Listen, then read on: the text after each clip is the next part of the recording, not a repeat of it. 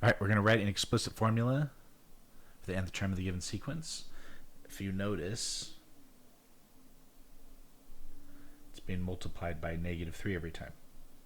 Okay, that tells me it's a geometric sequence.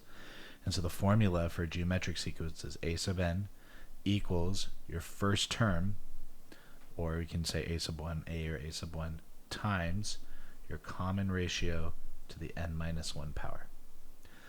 So similar to the arithmetic sequence, we need to find these two pieces of information. So the common ratio is where it's being multiplied every single time, so that's -3. And then in this instance, my first term is going to be 2. So writing the formula, a sub n equals your first term times your common ratio to the n minus 1. And that's it. For this one, it's being multiplied by 6 every time. So that's my r. My first term is going to be 2. So my formula is going to be my first term times my common ratio to the n minus 1. This one's being multiplied by -5 every time.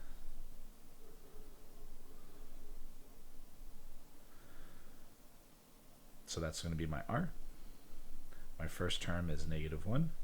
So that's going to be -1 times my common ratio to the n minus 1. This one is being multiplied by 4. So my common ratio is 4. My first term is 4. So it's going to be 4 times 4 to the n minus 1. So determine if these are geometric or arithmetic sequences. So like this one is being multiplied by 4 every time. So that's going to be geometric.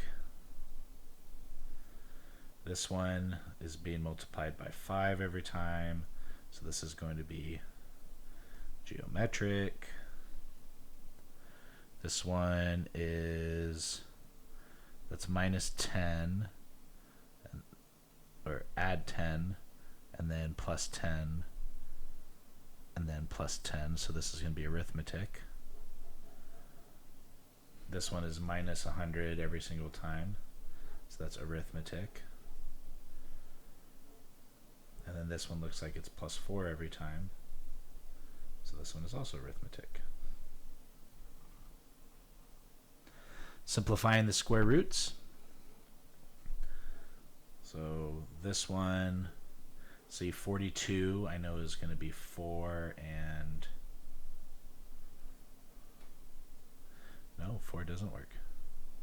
5 doesn't work. 9 doesn't. 9, no. Because 42 is 6 times 7.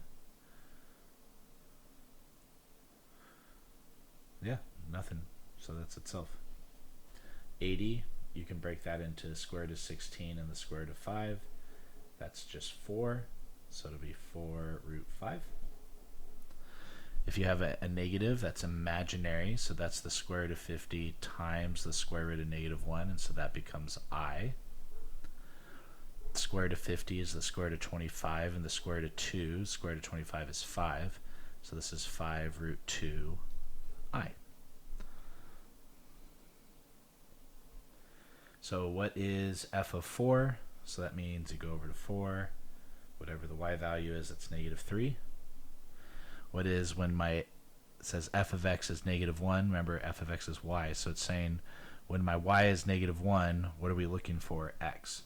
So when my y is -1, my x is 3 and 6.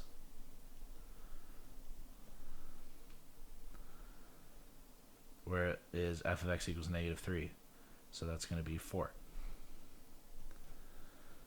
And the domain is going to be -infinity to +infinity. My range is from -3 all the way to 1.